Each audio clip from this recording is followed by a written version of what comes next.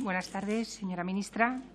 El desarrollo curricular de la LOMLOE se cierne sobre las familias españolas y sobre sus hijos, como una gran sombra frente a la cual van a tener muy poco margen de maniobra. Una gran apisonadora ideológica de memoria democrática, agenda climática e ideología de género va a pasar por encima de nuestros niños, desde la más tierna infancia. Usted debería hacer valer por nosotros, los padres, y no ir contra nosotros, el derecho de educar a nuestros hijos de acuerdo a nuestras convicciones y valores, como dicta el artículo 27.3 de la Constitución. Convicciones y valores que entran en colisión directa con esos valores de igualdad de género que se contemplan en los currículos publicados. Y es que se da por supuesta la teoría de género marginal, acientífica y más que discutible que la mayoría de padres españoles no suscriben o ni siquiera conocen y que, por supuesto, nada tiene que ver con la defensa de la igualdad entre españoles. Así, por ejemplo, en el currículo de infantil se afirma que la etapa de 0 a 6 años es la edad en la que se produce el descubrimiento de la sexualidad y se inicia la construcción de género. También en este aspecto leemos es el momento de acompañar a cada niño o niña en su propio desarrollo personal, respetando la diversidad afectivo-sexual y ayudándole a identificar y eliminar toda discriminación. Y sigue. En este sentido, es importante recordar que la interacción con la persona adulta orienta y modela en gran medida al niño y la niña, ya que tiende a imitar y reproducir sus estrategias relacionales. Por ello, dice el texto, es imprescindible identificar y erradicar, en su caso, los posibles mecanismos de discriminación oculta que puedan persistir en el entorno escolar. Señora ministra, ¿a qué se refiere con identificar y erradicar mecanismos de discriminación oculta que puedan persistir en el entorno escolar? Señora ministra, ¿cuál va a ser el papel del adulto en el descubrimiento de la sexualidad y la que ustedes llaman construcción de género? Esta redacción es de miedo. Nosotros lo que vemos es adoctrinamiento en vena, en las tiernas venas de nuestros niños más pequeños, los más vulnerables, los más desprotegidos. Un adoctrinamiento inmoral e inadmisible. En definitiva, un ataque directo a su inocencia. Y respecto del currículo de primaria, alguna pregunta de las innumerables que tenemos. ¿En qué sentido considera el Gobierno que el aprendizaje de las matemáticas contiene ideas preconcebidas relacionadas con el género que es necesario erradicar, tal como se afirma?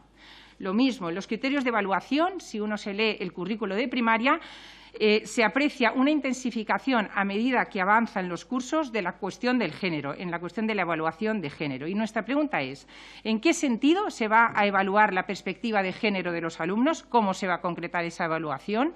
¿Considera el Gobierno que puede haber familias que no eduquen a sus hijos con esos sesgos de género y que no se cumple en ese caso la máxima del respeto mutuo respecto de ellas? ¿Qué medidas tomará el Gobierno en el caso de que éstas reclamen, ejerciendo sus legítimos derechos, una enseñanza sin sesgos ideológicos? Señora ministra, dejen a nuestros hijos en paz. Y en todo lo que no es formación académica, dejen que los padres los eduquemos de acuerdo a nuestros principios morales y religiosos. Están ustedes atentando contra un principio constitucional básico y no nos vamos a conformar.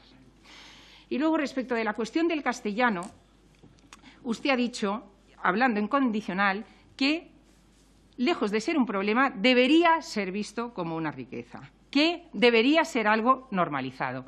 Pero es que, una vez más, la realidad nos grita que sí hay un problema lingüístico en Cataluña, que el uso del castellano no está normalizado y que ya se está usando la lengua como arma arrojadiza. Y como el problema está servido, y por cierto no es de ayer, lo que hay que hacer es afrontarlo. Usted ha dicho que confiamos que se cumplirá el requerimiento. Nada indica que se vaya a cumplir el requerimiento. Lo veremos el próximo 25 de marzo, que es cuando cumple el plazo de actuar la Generalitat. La pregunta es, ¿qué acciones prevé llevar a cabo en este sentido ante ese más que probable incumplimiento de la Generalitat? Sigue eludiendo el problema, remitiéndonos a los tribunales, desvinculándose de un problema que sí afecta al Gobierno de la nación. Si usted, como ministra de Educación, y su Gobierno no actúan, los independentistas van ganando terreno. Las omisiones son más graves que determinadas acciones. Y, como ya he tenido ocasión de decirle, la aplicación del artículo 155 sí está en manos del Gobierno al que representa. Y sirve, como ya ha servido en otras ocasiones, para acabar con el incumplimiento de sentencias judiciales por parte de administraciones rebeldes. ¿O es que nunca el Gobierno de la nación va a garantizar a los niños catalanes el derecho a ser escolarizados en español? Muchas gracias. Muchas gracias, señora ministra, por su comparecencia. Respecto del primer punto de la acogida de niños ucranianos, con lo que se ha producido un consenso generalizado, estamos de acuerdo en el qué, pero hay que ver el cómo, no solamente el qué. Y tenemos la noticia, por ejemplo, de que la Junta de Extremadura se ha negado a escolarizar a los niños de una misma familia ucraniana en el mismo colegio, argumentando que se excedía el cupo, se excedía la ratio. Nos parece que en circunstancias extremas como esta, que la ratio aumente en un alumno no es un motivo suficiente y le pedimos que intervenga. En este caso es la Junta de Extremadura la que ha negado esa escolarización. En cuanto al asunto de la formación permanente del profesorado, bueno, bien, yo llevo escuchando estos mantras desde finales de los 80. Siempre es el mismo mantra del mundo complejo y cambiante, de la necesidad de adaptarse. La realidad es que lo que ha habido ha sido cursos de pedagogía general y no cursos pedagógicos específicos de cada una de las asignaturas, muy especialmente en matemáticas, donde los resultados de los alumnos españoles son muy bajos en comparación con los resultados que obtienen otros sistemas educativos. Y la razón no tiene tanto que ver con el hecho de que haya una formación permanente del profesorado en matemáticas, sino con el hecho de que los profesionales de matemáticas no están optando por la enseñanza porque no les parece suficientemente atractiva. Y están dando clases de matemáticas en primaria y, desde luego, en secundaria, personas que no son de formación matemática, aunque tengan más o menos que ver porque han estudiado ingenierías o arquitectura o alguna asignatura similar. Creo que es muy importante que abordemos este asunto en donde, por cierto, ese adanismo que practica este Gobierno y otros, pues no tiene sentido. Yo me acordaba cuando Euclides escribió los elementos de geometría hace 25 siglos y están todavía permanentemente ahí. Ahí no ha habido avance ninguno, son los mismos. Cuando Ptolomeo, el emperador egipcio, le dijo que eso era muy difícil, que le hiciera otro texto diferente, porque no lo entendía, Euclides le contestó: no hay caminos reales para estudiar geometría. Entonces, en esto se podrá innovar pedagógicamente todo lo que se quiera, pero al final los alumnos tienen que entender lo que es una demostración y tienen que saber comprenderla y tienen que saber aplicarla. Respecto de este asunto que se está mencionando aquí del catalán, del español, nosotros admiramos, queremos a los catalanes, los queremos tanto que queremos que sean parte de España. Precisamente por eso, por el amor que tenemos a esa tierra que es tan española como cualquier otra. Pero hay unos datos que son, y que no son datos que aporte yo, son datos que aportaron los propios catalanes en los años 80 para justificar la presencia de catalán en las aulas, basándose en informes de la UNESCO que dicen que hasta los 14 años la escolarización ha de hacerse en la lengua materna para no entorpecer el proceso educativo de los niños. Esto lo dijo la UNESCO. Estos informes los presentaron quienes, con razón, decían que quienes tengan como lengua materna el catalán estudiasen hasta los 14 años en su lengua materna para facilitar su aprendizaje. Y ahora este mismo razonamiento se niegan ustedes a que se aplique a los alumnos españoles. Le tengo que decir una cosa. El País Vasco ha obtenido los peores resultados en los últimos 10 años. Los peores resultados en matemáticas, ciencias, castellano e inglés. Los peores resultados en 10 años. Esa es una noticia que publica el Correo Vasco, que no creo que sea nada sospechoso de hacer publicidad de Vox. No, los de Murcia no son peores. Bueno, por favor, no me interrumpa. Peores son los de Canarias y los de Ceuta y Melilla y los de Andalucía. Claro, peores son. Claro, por supuesto.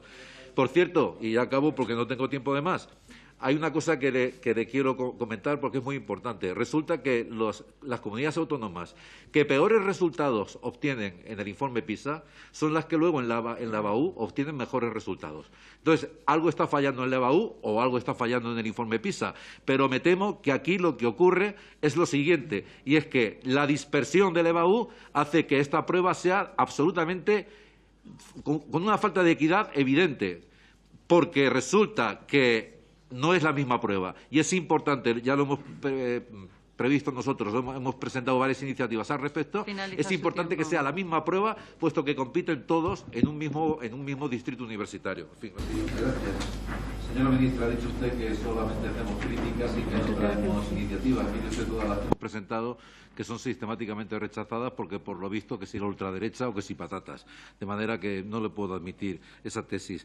En segundo lugar, la cuestión de las lenguas no es una cuestión ni de aprobados ni de suspensos, es una cuestión de derechos. Las lenguas no tienen derechos. los derechos los tienen las personas. Y las personas que viven en España, porque que yo sepa, Cataluña sigue siendo parte de España, porque si no ustedes no estarían aquí, las personas que tienen como lengua materna el español, que como lengua habitual, tienen derecho a recibir sus clases en español. Además, coincide que esas personas suelen ser de clases sociales desfavorecidas, con lo cual se les entorpece aún más. De manera que no están las dos cosas separadas. Por último, les voy a recordar dos cosas. Las leyes, la Constitución se fundamenta en la indisoluble unidad de la nación española. Eso me lo he inventado yo. Ustedes no están en Cataluña ni en el País Vasco, están aquí, en la sede de la soberanía nacional.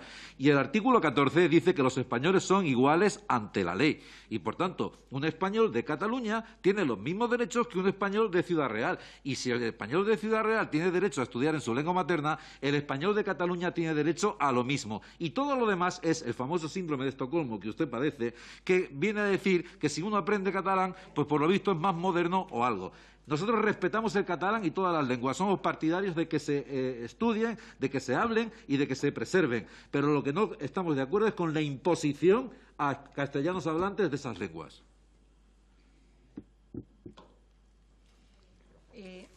Señora ministra, no me ha contestado una pregunta muy importante que nos preocupa, no solo a mí como diputada del Grupo Parlamentario Vox, sino a muchísimas familias. ¿Cuál va a ser el papel del adulto en el descubrimiento de la sexualidad y la que ustedes llaman construcción de géneros en los niños de 0 a 6 años?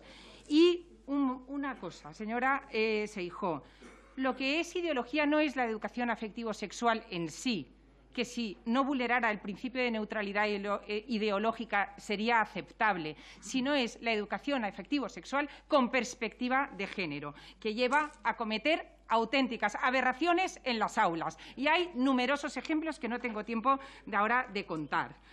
Segunda cuestión.